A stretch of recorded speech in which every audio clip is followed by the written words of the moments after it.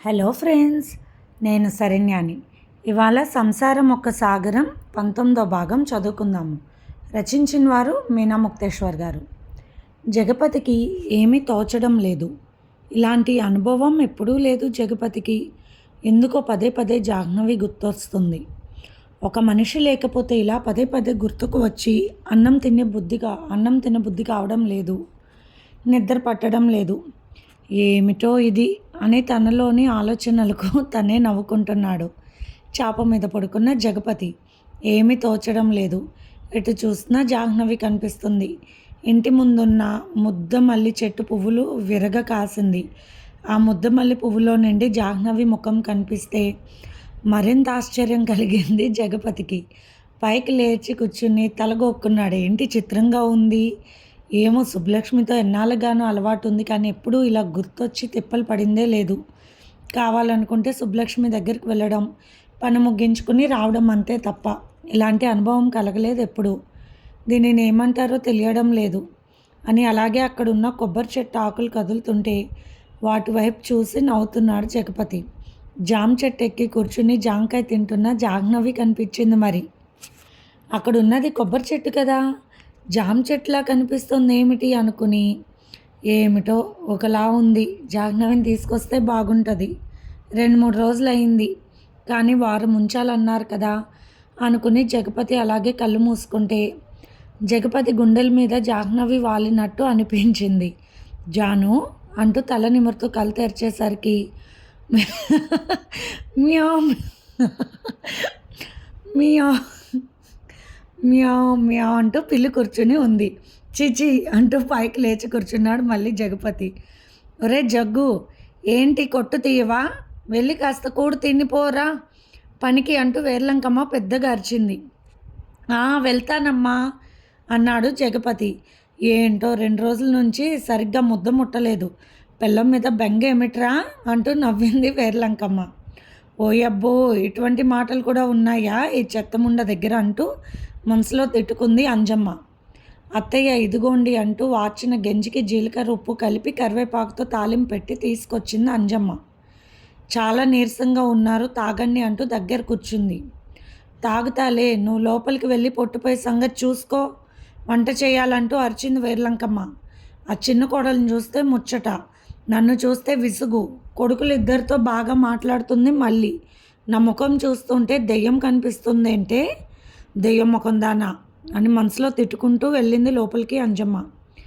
ఏమిటో ఎంత సక్కంగా ఉన్న పిల్ల లేదు, పీసు లేదు నా బతుక్కి. ఒక్కసారి అలా చేశాను, మళ్ళీ చేయాలంటే ఎలా? పిచ్చిమొహం దానికి కడుపు వస్తే ఏంటి కదా అంటూ తన కోపాన్ని అంట్ల మీద చూపిస్తూ విసురుగా తోముతుంది అంజమ్మ. ఏమిటి అంట్లు మాట్లాడుతున్నాయి అంటూ రంక పెట్టింది వేర్లంకమ్మ. అబ్బే, త్వరగా వంట చేయాలని గబగబా చేస్తున్నా అంతే అత్తమ్మ అన్నది అంజమ్మ. ఇంతలో పసురు మందు తాగి వచ్చాడు శేషగిరి. ఏరా, ఏదైనా గుణం కనిపిస్తుందా? అంతా బాగానే ఉందా నీకు అంటూ అడిగింది వేర్లంకమ్మ. పెళ్ళై పుష్కరం గడిచిపోయింది, ఇంకా పిల్ల పీసు లేదు. ఈ పసరు వైద్యం పనిచేసి నువ్వు ఆ మందు జోలికి పోకుండా చక్కగా ఒక బిడ్డకు తండ్రి అయితే బాగుండుందిరా అంటూ కొడుకు వైపు చూసి బాధపడుతుంది వేర్లంకమ్మ. నవ్వుతూ లోపలికి వెళ్ళి గంజి తీసుకొచ్చి తాగుతున్నాడు శేషగిరి. ఏంట్రా తమ్ముడు, కొట్టుకు వెళ్ళవా? నన్ను తీయమంటావా వెళ్ళి అన్నాడు శేషగిరి. లేదన్నయ్యా అంటూ చాప చుట్టు పెట్టి స్నానం చేశాడు గబగబా జగపతి. ఇంతలో వేడివేడిగా బియ్యం రవ్వ ఉప్మా చేసి తీసుకొచ్చింది అంజమ్మ. బాగా మరుగుతున్న ఎస్సెట్లో బియ్యం పోసి కాస్త కొట్టుకుని ఉడుకుతున్నప్పుడు వచ్చే సారబెట్టుకుని ఎండలో బాగా ఆరిపోయాక తిరగలితో రవ్వలాగా విసురుతారు. అదే బియ్యపు రవ్వ. కమ్మగానే చేస్తుంది వంట మాత్రం. బుద్ధి ఇప్పుడిప్పుడే బాగుపడుతుంది అనుకున్నాడు నవ్వుతూ శేషగిరి ఉప్మా తింటూ. ఈ గంజి తాగరా జగ్గు, తాలింపు వాసనతో భలే ఉంది. ఏమి తినబుద్ధి కానీ నీకు, కాస్త బాగుంటుంది అన్నాడు నవ్వుతూ శేషగిరి. ముఖమంతా లాగేసింది తమ్ముడికి 3 రోజులకే అంటూ నవ్వాడు మళ్ళీ శేషగిరి. నవ్వేశాడు జగపతి. కొడుకులిద్దరూ ముచ్చటగా నవ్వుతుంటే మురిసిపోతూ అదే నేను అంటున్నాను అంటూ నవ్వింది వేర్లంకమ్మ. అబ్బో, ఆ పిచ్చిమొహం దానికోసం నవ్వులు మందాన్ని కోళ్ళకు తవ్వుల్లో ఉల్లిపాయ ముక్కలు కలిపి మేత పెట్టి వచ్చింది. అలా కోళ్ళకు ఉల్లిపాయ ముక్కలు కలిపి పెడితే గాలివాటు జబ్బులు రావు. సాయంకాలం అరకోడి పులుసు పెట్టవే అమ్మా అన్నాడు శేషగిరి. విన్నావుగా అంజమ్మ, శనకల్లిలో మసాలాలు నూరి ఉంచు. ఆ నూరి ఉంచుతాను, బాగా మెక్కుదురుగానని తిట్టుకుంటూ లోపల అలాగే అత్తమ్మ అంటూ నవ్వింది అంజమ్మ. జగపతికి ఉప్మా ఎక్కడం లేదు. కొద్దిగా తిని చాలులేవే అంటూ వాళ్ళ అమ్మకిచ్చి వెళ్ళిపోయాడు. బాగుందిరా సోద్యం. ఒకవేళ పెళ్ళం కడుపుతో ఉండి బిడ్డను కనడానికి వెళ్తే అప్పుడు ఎలా ఉంటుందో అంటూ ముసిముసిగా నవ్వుకుంది వేర్లంకమ్మ. అంజమ్మకు ఆ మాటలు వింటుంటే కారం పోసినట్టు మండిపోతుంది. జగపతి వెళ్ళి పచారి కొట్టి తెరిచాడు. ఇంత లేటుగా వచ్చావేంటన్నా, వదిన మీద బెంగ అని నవ్వుతూ పిల్లలు బడికి వెళ్ళాలి కదా అంటూ వచ్చింది ఒక ఇల్లాలు. చాలా తొందరగా ఆమెకిచ్చి పిల్లలకు చాక్లెట్లు ఇవ్వమ్మా అంటూ ఊరికే ఇచ్చి పంపించాడు జగపతి. మంచి అన్న నువ్వు. మా అమ్మ వాళ్ళ ఊర్లో రంగయ్య తాత కొట్టు ఉంది, ఉత్త పిసినోడు అంటూ నవ్వుకుంటూ వెళ్ళిపోయింది. వరుసగా వస్తున్న వారికి చకచకా పొట్లాలు కట్టి ఇచ్చేస్తున్నాడు జగపతి. జగపతి వెళ్ళేసరికి చాలామంది దాకా పోగై ఉన్నారు. మంచి పనిలో ఉన్నాడు జగపతి. సుబ్బలక్ష్మి తిప్పుకుంటూ వచ్చింది. తప్పేమైనా ఉంటే క్షమించు బావా అన్నది. నువ్వు సరుకులకు వస్తే అడిగి తీసుకువెళ్ళు అంతే అన్నాడు జగపతి. ఓ అబ్బో, పెళ్ళం ఊరెళ్ళినా బెట్టుగానే ఉన్నాడు. అందరూ వెళ్ళేదాకా అక్కడే కూర్చుని జగపతి వైపు చూస్తూ ఉంది సుబ్బలక్ష్మి. ఏముంటావురా, అలవాటైన పానం కొట్టుకుపోతుందని మనసులో అనుకుంటూ టిక్కు వేషాలు చాలా వేసింది. పనిలో ఉన్న జగపతిని కదిపే వాళ్ళు ఎవ్వరు లేరు. ఆ సంగతి సుబ్బలక్ష్మికి బాగా తెలుసు. అందుకే జనాలు వెళ్ళాక కాస్త చింతామణి నాటకం మొదలు పెడదామని రెడీగా ఉంది. జనం అందరూ వెళ్ళిపోయారు. ఏం కావాలో చెప్పు అన్నాడు జగపతి. నీకు తెలియదా బావా, ఎందుకు నా మీద అంత అలక? ఈనాటిదా మన బంధం, ఏళ్ళ తరబడిన సంబంధం అంటూ బయట జారుస్తూ రకరకాల వేషాలు వేసింది. జగపతికి కోపం వచ్చేలా ఉంది. ఎవరు రావట్లేదు సరుకులకు అని చూస్తున్నాడు. ఇంతలో వచ్చారు గంగవ్వ మంగవ్వ. ఏమిటి సుబ్బి, మొగుడు 33 సార్లు పిలుస్తాడు అక్కడ, ఏం చేస్తున్నావే ఇక్కడ అన్నది గంగవ్వ. వచ్చారు ముసలి ముండలు, నా ప్రాణం తీయడానికని కోపంగా చూసింది సుబ్బలక్ష్మి. చూసింది చాలు కానీ పోవే నీ మొగుడి దగ్గరికి అన్నది మంగవ్వ కోపంగా. జగపతికి కాస్త సంతోషం కలిగింది. చాలా బెట్టుగా తన అదుపులో తాను ఉంటున్నాడు. ఇక జాహ్నవిని తప్ప మరొక ఆడదాన్ని ముట్టుకోనని గట్టిగా మనసులో ఒట్టు పెట్టేసుకున్నాడు. పనిలో కానీ మాట అంటే పట్టులో కానీ మొహమండి వాడు జగపతి. ఇదిగో జగ్గు, ఆ కాలేజీ బుడ్డోడితో తిరుగుతుంది మళ్ళీ ఇది అంటూ పళ్ళు లేకుండా అని నవ్వేసింది గంగవ్వ. అవునరా, ఇప్పుడు కూడా వాడికి మంత్రాలు వల్లించి చింతకాయలు ఇచ్చి వచ్చింది అని చెప్పింది మంగవ్వ. సుపనాతి సోర్పనకలు నా వెంటే పడ్డారు ముసల్మందా అని తిట్టుకుంటూ వెళ్ళిపోయింది సుబ్బలక్ష్మి. దీని కాలు మధ్యకు విరగ్గొట్టాలిరా. మొగుడికి బోతకాలు వచ్చి మంచం మీద పడి ఉంటే వాడికి మంచినీళ్ళు ఇవ్వదు. మంచం మీద ఎవ్వరాలని తిడుతూ ఉన్నారు గంగవ్వ మంగవ్వ. ఒరే, నీ పెళ్ళం పసుపు కొమ్ములాగా ఉంటుంది, చిన్నపిల్ల, దాని మనసు తెలుసుకుని నడువు. ఆ గుడిసెట్టి దాని ఎవ్వరానికి వెళ్ళకని చెప్పారు. అయినా కానీ ఒక ఆడది మొగుడు విషయం పట్టించుకోకుండా వేరే మొగుడితో కొలుకుతూ అలా పడేస్తే ఏ మొగాడికైనా బాధే కదరా అన్నది గంగవ్వ. నిజమే అని తను ఎంత తప్పు చేసిందన్న విషయం అప్పుడు బాధ అనిపించింది జగపతికి. ఇంత పాపాన్ని ఎలా చేయగలిగాడు తను అని అప్పుడు ఆలోచించాడు. చాలా తప్పు చేశానవ్వా, దీనికి పరిష్కారం లేదా అన్నాడు జగపతి.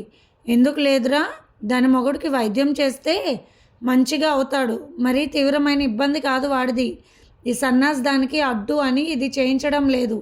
మన ఆచార్య గారి పసరు మందు బాగా పనిచేస్తుందని చెప్పింది మంగవ్వ. అయితే నాకు ఆచార్య గారు బాగా పరిచయమే అవ్వా అంటూ ఆచార్య గారిని పిలిచాడు జగపతి. పక్కనే ఉంటాడు. గంగవ్వ ఆచార్యకి సుబ్బలక్ష్మి మొగుడు గురించి చెప్పగానే ఆ విషయం ఎప్పుడో చెప్పాను ఆ అమ్మాయికి, అయినా కూడా పట్టించుకోలేదు అన్నాడు ఆచారి. చెప్పింది వినకపోతే మాత్రం పొరపాటును కూడా మందు ఇవ్వడు ఆచారి. కోపం ఏమీ పెట్టుకోక ఆచారి, మందు ఇవ్వు అన్నది గంగవ్వ. ఆ సుబ్బలక్ష్మికి తెలియాల్సిన అవసరం లేదు అన్నది మంగవ్వ. డబ్బులు నేను ఇస్తానన్నాడు జగపతి. అలా గంగవ్వ అప్పుడప్పుడే మందు తీసుకుని గుట్టుగా వెళ్ళిపోయారు గంగవ్వ మంగవ్వ ఇద్దరు. గౌరమ్మ వంట చేస్తూ ఉంది. ఇది ఇలా వండాలి చూసావు కదా జాను అంటూ నవ్వింది గౌరమ్మ. పెద్దమ్మ ఇది ఎలా చేయాలో నాకు వచ్చింది. పొద్దున్న నేను వండిన బీరకాయ కూర చాలా బాగుంది కదూ అన్నది జాహ్నవి నవ్వుతూ.